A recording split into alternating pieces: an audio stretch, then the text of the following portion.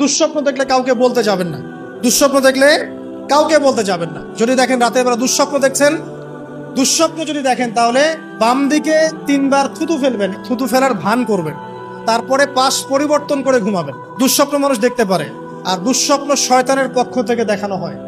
আর যদি আপনি পবিত্র অবস্থায় ওযু করে ঘুমান, আমলগুলো করে ঘুমান, দরুদ শরীফ পড়তে পড়তে ঘুমিয়ে যান, বা আল্লাহুম্মা বিইসমিকা আমুতু ওয়া আহইয়া পড়ে আল্লাহ জিকির করতে করতে ঘুমিয়ে যান, আপনি আল্লাহর হুকুমে সত্য স্বপ্নও দেখতে পারেন। এটাও হাদিসে আছে, সত্য স্বপ্ন বলে একটা বিষয় আছে। সত্য স্বপ্ন দেখেন, ভালো স্বপ্ন যেটা আপনার মনের মধ্যে আনন্দ দিচ্ছে, তাহলে আপনি প্রিয় কোনো মানুষকে বলবেন, আপনার মা, আপনার স্ত্রী বা আপনার কাছের কেউ, ঠিক আছে? আর দুঃস্বপ্ন দেখলে কাউকে বলতে যাবেন না। দুঃস্বপ্ন দেখলে কাউকে বলতে যাবেন না। যদি দুঃস্বপ্ন দেখেন, উঠে 2 রাকাত নফল নামাজ পড়ে আল্লাহর কাছে দোয়া করবেন, আল্লাহ এই স্বপ্ন আমি দেখেছি, এর অনিষ্ট থেকে আল্লাহ তুমি আমাকে বাঁচাও। প্রয়োজনে একটু সাদাকা করবেন। আর দান সদকা তো এখন মানুষ কমিয়ে দিয়েছে নাকি? মানুষ সমিতিতে টাকা ঢালতে প্রস্তুত, আল্লাহর পথে দান করতে চায় না। তো এদের সম্পদে কোনো বরকত হবে না ইনশাআল্লাহ। যত বেশি আল্লাহর পথে দান করবেন, সম্পদ বাড়বে ইনশাআল্লাহ। তো এখন কিছু মানুষ বলবে যে ধর্ম ব্যবসা শুরু করলো মনে হয়। হ্যাঁ, এটা তো ধর্ম ব্যবসায়ী। আপনার সমস্যা কি? ধর্মের মধ্যেই তো ব্যবসা আছে। ব্যবসা করলে ধর্মকেন্দ্রিকই করতে হবে। ব্যবসা যদি কেউ করতে চায়, তাকে ধর্ম মেনেই করতে হবে।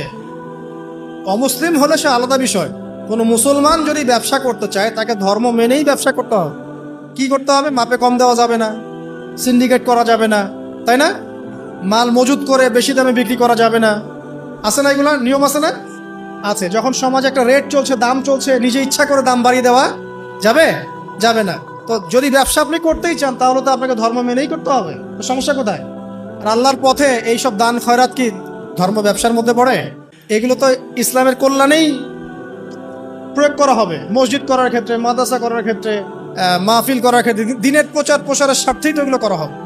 তো দিনকে কেন্দ্র করে, দিনকে এগিয়ে নেওয়ার জন্য যদি দান সদকাও ব্যবসা হয়ে যায়, তাহলে দুনিয়া এগিয়ে নেওয়ার জন্য আপনারা যা করছেন, এটা তো দুনিয়া ব্যবসা, তাই না? একটা পলিটিক্যাল দলকে ক্ষমতায় নিয়ে যাওয়ার জন্য যা করছে, এটা তো পলিটিক্যাল ব্যবসা।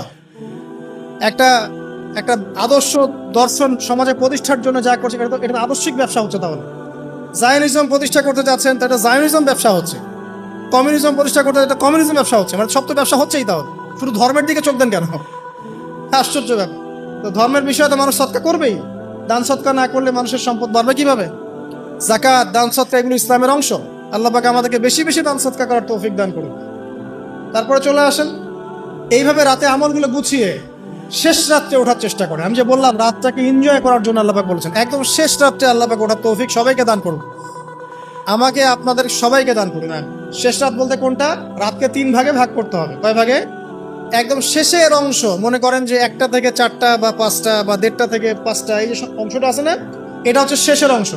এই অংশটা এত বেশি মূল্যবান। এই সময় মানুষ ঘুম থেকে উঠে যে দোয়া করে, লা ইলাহা ইল্লাল্লাহ ওয়াহদাহু লা শারীকা লাহু লাহুল মুলকু ওয়া লাহুল হামদ ওয়া হুয়া আলা কুল্লি শাইইন কাদির। এরপরে বলে সুবহানাল্লাহ, আলহামদুলিল্লাহ, ওয়া লা ইলাহা ইল্লাল্লাহ ওয়াল্লাহু আকবার, লা হাওলা ওয়া লা কুওয়াতা ইল্লা বিল্লাহ, আল্লাহুম্মা গফিরলি। এরপরে হাত তুলে দোয়া করলে যা চাবেন তাই পাবেন।